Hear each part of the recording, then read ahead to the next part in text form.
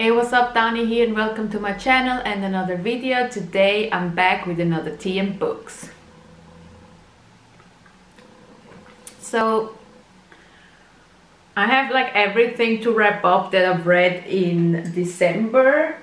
I'm gonna split this video into two categories because I was for once doing the magical readathon in December, and I've also read other books besides the magical readathon. So I'm gonna wrap up in one video. I'm gonna wrap up the magical readathon books, and in the other video I'm gonna wrap up all the other books I've read. So for those of you who don't know, the magical readathon is a Harry Potter based readathon that ties in together with the owls and the newts, which I sadly didn't participate in. I'm planning on doing it this year, but we'll see how things go. But I thought it was fun to do a Harry Potter related one, and I will leave the person who made the readathon down in the description. I forgot her name, but she did a lot of stuff and it was a lot of fun too. It was kind of a choose your own adventure thing. So she made this whole homepage where you have to answer questions, like you go through kind of a role play, and then there's a few options, and then you have to choose what way you would go, and based on that it gives you the prompts. So you either got one prompt or you could get 3 prompts in one chapter, and there were 5 chapters. I was lucky, I only had to read 6 books, so these are the 6 books I'm gonna talk about. The readathon already started very big for me because my first prompt I got was read a book that is over 500 pages, and y'all know me and 500 pages plus books not working too well. I was like, oh my god, how am I gonna read a 500 page book in a week? Because I usually take months to read a book that is like 300-400 pages, so it depends on how it takes me in. But I was like, oh no, I'm already gonna fail this because I have a couple of big massive books and none of them I wanted to read. So I was like, oh no. But luckily I was in Paris and I have bought myself Wonderstruck by Brian Selznick, which is, oh my god, I don't even know, 600 something pages long. So I was like, yeah, I can do this, because if you don't know Brian Selznick, do I actually have the other book here? It doesn't look like it. I think I have it in my box of books. Oh wait, it's front facing here. The other book I have by Brian Selznick is The Marvels, which is a beautiful release with gold spines. These books are expensive, but they're freaking beautiful. And Brian Selznick's books are mainly illustrations, and they're also text. So for Wonderstruck I didn't have to actually read 600 pages of text, so there was a lot of just images, illustrations that Brian Selznick himself drew, which are absolutely gorgeous, all pencil drawings. So, and of course you have text parts. So this story was kind of a parallel story between 2 characters and 2 different time zones, not time zones, 2 different times. So the first one I believe was in the 50s. No, actually the first one is the written part. The written part is about a boy named Ben, and it played in the 70s. And then there's the 20s part, 1927. And this part is the illustrated part. So we go with 2 perspectives. One perspective is through images and one is through text of 2 people who go a kind of a similar path through different places in Minnesota, and they both try to find out about themselves, their families. So to read that very short part here, because it describes it better than I can, it says Ben and Rose, these are the two different characters. Ben is from the 70s and Rose is from the 20s. Secretly wish their lives were different. Ben longs for the father he has never known. Rose dreams of a mysterious actress whose life she chronicles in a scrapbook. When Ben discovers a puzzling clue in his mother's room and Rose reads an enticing headline in the newspaper, both children set out alone, one desperate quest to find what they are missing. And interesting enough is they go kind of the similar path, they go to the similar places, so it's like all parallel. So what I really liked about this is when you read the story, Ben's story, which is all in text, you had to like imagine what he's going through, where he's going through, like when they go into a museum and all that stuff. They both go to New York, so they go to the National History Museum and all these places. So I thought it was interesting when you get to Rose's part, and her part is the picture one, so you get the museum as pictured, so you kind of can imagine better how things look like. You don't have to imagine everything, which I thought was really cool. And there was a lot of clues and you go with them to discover what they're looking for, and there's like turns in events, and you find out in the end how these two characters connect with each other, and it's just really interesting and absolutely gorgeous. It's just so nice to go through this book and see all these illustrations and just go through the story, and I just absolutely love it. So this is a Wonderstruck by Brian Selznick. Loved it. Definitely a great book. So the next prompt I had was read a comic book, manga, picture book, or a graphic novel, which obviously was a perfect prompt for me because I had so many options. But I went with Small Hours by Valérie Minelli, which was an arc I requested for an honest review, so I got it for free. A little graphic novel. It was about 180-ish pages, and as I remember is that these little comics, it's like 4-panel comics, and these little comics represent the Valérie Minelli, the artist and writer of this comic, and it goes through like daily things that she goes through with her husband and her life, and it's just, it was so cute. It's a very cute art style, and there were so many accurate moments that I thought was like, this is so me, and I just loved it because you can relate, and it's a little short book and you get through it real quick, and it was just perfect little read for this challenge. So yes, so there's not really a story to this whole comic because, as I said, it's a little 4-panel short little sketches, as you would say, about her life, moments in her life or situations in her life, and that it was just so great. And I would definitely read more of her little comics because the art style is just so cute. It's so simple, but I love it. It's perfect. Right, then for the next prompt I had to read a book with a pink or a purple cover, which luckily enough, if you read manga or comics, there's always some fantastic colors in the titles. So I read Bully Wars for this challenge because there's a lot of pinks and purple in here, as you can see. I don't know if it's very, say, all the pinks and purples here, and the title is even in, it's magenta more or less, I would say. So yes, and this is a comic by Skottie Young and Aaron Conley. So Skottie Young, I love Skottie Young. I hate Fairyland. his storytelling is so fun and weird and quirky, and I just love it.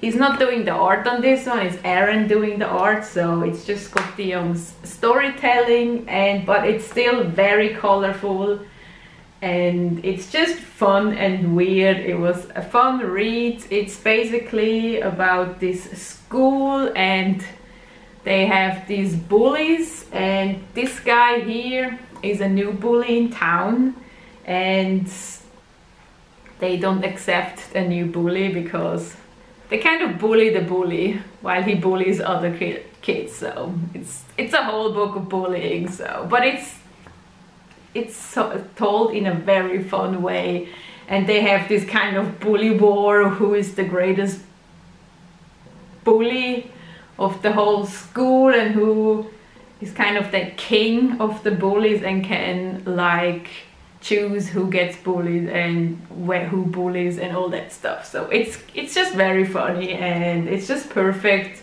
It's this little graphic novel. It does say 1, so I assume it continues, even though in the end it says the end. So I don't know if there's gonna be more of Bully Wars or not. But I thought it was an absolute fun read. The art is just really cool, it's very colorful. So, yes.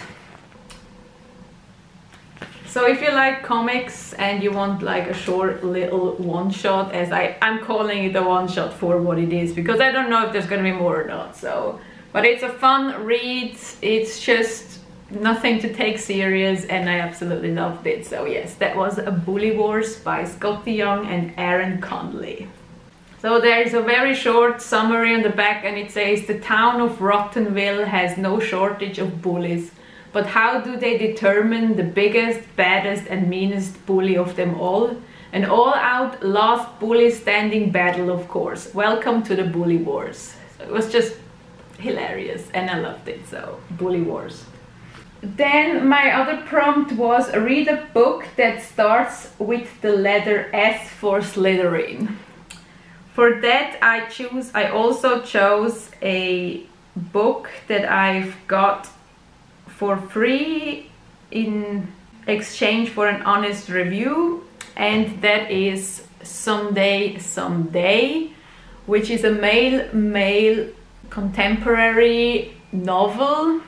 And I have to admit, it is one of my favorite books I've read this year. I really loved the characters. They were so cool and it was so sad, and their romance was adorable, and I wanted to protect them so much. Like, I was just reading this and I was such a big mother hen to these characters, and I just wanted to crawl into the book and hug them all. And I couldn't stop reading. It just took me, I just wanted to know what happens next. So that alone is reason enough for giving it a 5-star and for calling it one of my favorite reads of 2019. So basically, just do not say too much about it, because otherwise this video is going to be too long. You basically have Silas, who is the son or CEO of his father's firm, who is the boss obviously, and they create drugs to cure like cancer and stuff like that. So it's a drug company, but it's for health reasons and for good reasons if you use it right. That's the point. Problem is that Silas is gay, but he's not out to anyone. He's closeted because his dad wants him to take over the business, marry a beautiful woman and get children, so the children can take over the business, which, you know, that's fair enough. But yeah, so Silas is doing fake dating with a girl who is also not, they pretend, and she's fine with, she's just going out having other guys and he's going out having other guys, and they're just pretend, so they go for like the bigger like dinners with his family or for any galas or anything like that. They go together and the world knows him as having a girlfriend, and he's just so not happy, and he fell into drug abuse. He's a drug addict of his own father's drug, because thing happens that people started to crush the drug, which is not a good way because it has some stuff in the drug that aren't good if you take it like that, so you get like addicted to it. And so a lot of people around the world get addicted to it, and he himself got addicted, but nobody knows. So he's a drug abuser and he wants to get out of it, but at the same time he's just so deep in it with the whole closeted gay thing, and his father would probably throw him out and not give him the business, and just a lot of things happened to him to get that path, to get down that rabbit hole. And then we have Max, who also was a drug abuser back when he was younger. He got kicked out by his father for being gay. It's just a lot of issues about being gay, so the families are terrible in this book. And so he was living on the streets and all that stuff, and he was a drug abuser and all that. But he got clean. He was in a group and all that, so he got clean. He's not happy, but he got clean. So he still goes to this group to mentor, to help, because he knows what people go through, so he can like tell them and give them ideas and all that stuff. So he always goes as a mentor. And so at one day Silas goes in there as well, but he stays in the back because he doesn't really feel like he needs this. He doesn't see a point anymore in any of this. And this is how they meet, and this is how it goes, and there's just a lot of issues. A lot is going down, a lot of problems that arise with this whole fake dating thing, and they're supposed to get married, and he also has a brother, an older brother, who could take over the company, but he has, I think it was Asperger's he has, and he's kind of not that intelligent to take over the business. That's what his father says. So the only option is Silas, and it's just a lot of pressure, and I really like that book. I felt so bad for Silas. I just wanted to protect him. And yes, but I absolutely adore this story. I can't wait to reread it. I will definitely reread it this year, and yes, someday, I love it. It's just so good. Also, I have to mention why this is a 5-star book. I have cried in the last 20 pages. I never cry in books. I cry in movies, but I never cry in books because I need the visual to get me very emotional. Like, I need to see. If it has to be imagination because it's just written text, I can't imagine it, and I don't get that attached that I cry. In movies, I am a goner. Like, if you watch movies with me and some happy scene happens or some sad scene happens and people cry, I'm gone. So to make me cry in a book, there needs to be a lot, and this book managed it, and I was like, whoa bro, this, I did not expect that. But yes, the last 20 pages were a roller coaster. But yes, if you're interested in this book, give it a try. Obviously, it's also smut and all that stuff in it. There is schmecksy scenes. There's a lot of drama. There's trigger warnings for a lot of things, including drug abuse and homophobia and everything, literally. Like, but it's definitely a great book. I love the writing. Emma Scott has some really good writing. I definitely want to read more male books of hers if she has any. And yes, definitely one of the best books I've read in 2019. Shit, 2019. But yeah, right. So for the last 2 prompts, I have read more than I should have because I needed to. We will see why. This video is already too long, so I'm so sorry. Right, so I skipped the second question. The second prompt was read a book with an orange cover. And as I said, manga and comics are perfect for colored covers if you need one of those in your prompt. So I chose My Hero Academia Volume 14. It's an orange background.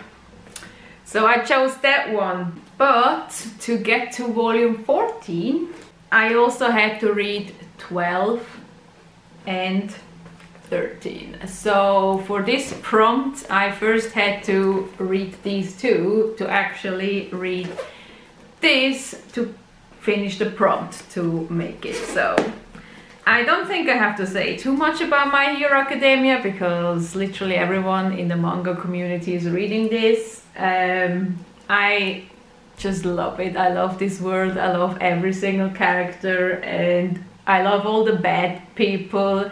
And I just really love it. I just love the quirks and the outfits and the characters and the characteristics of the characters and just the humor and the sad parts and the fun parts, and everything is just so good.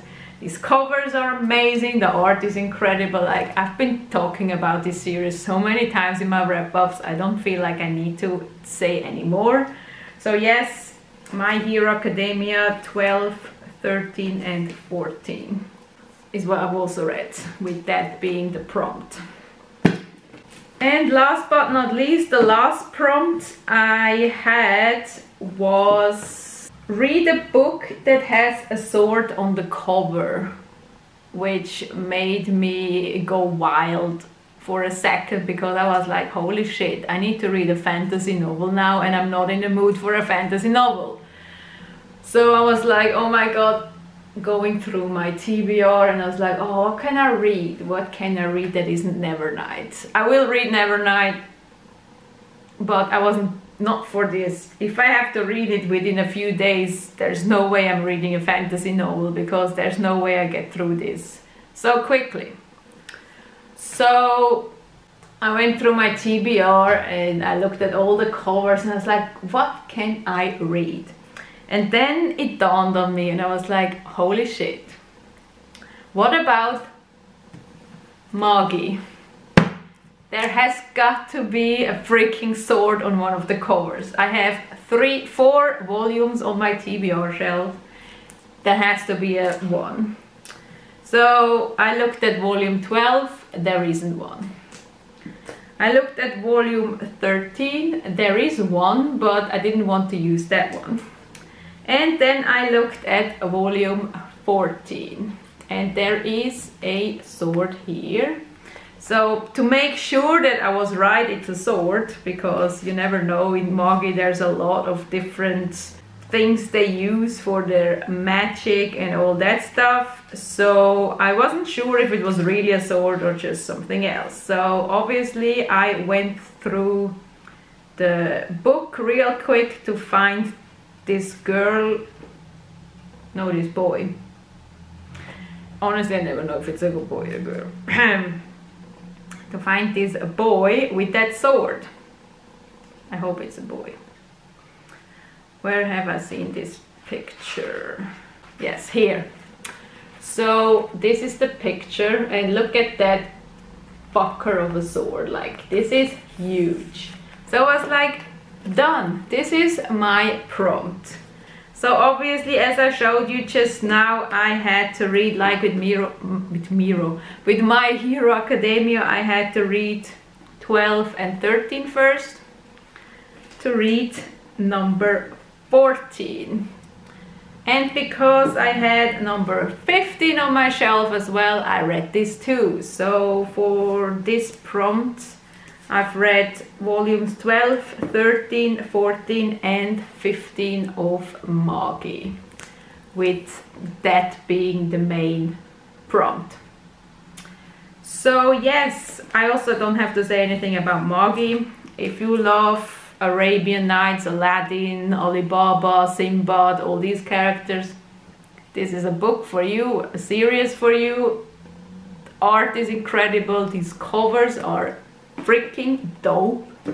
Like the art on these covers is just so detailed and so perfect. I love it. The spines are colorful. The story is awesome. A lot is happening. And yes, so Magi is also what I have read for the Magical Readathon.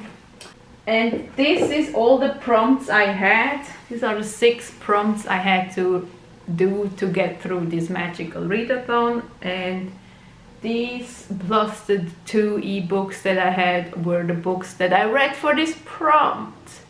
So yes, this is this first part of my wrap up of December.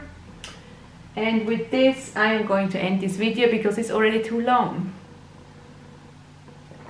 So yeah, this is what I've read, and this is it for this video. I hope you liked it, and I hope I will see you in my next one. Bye!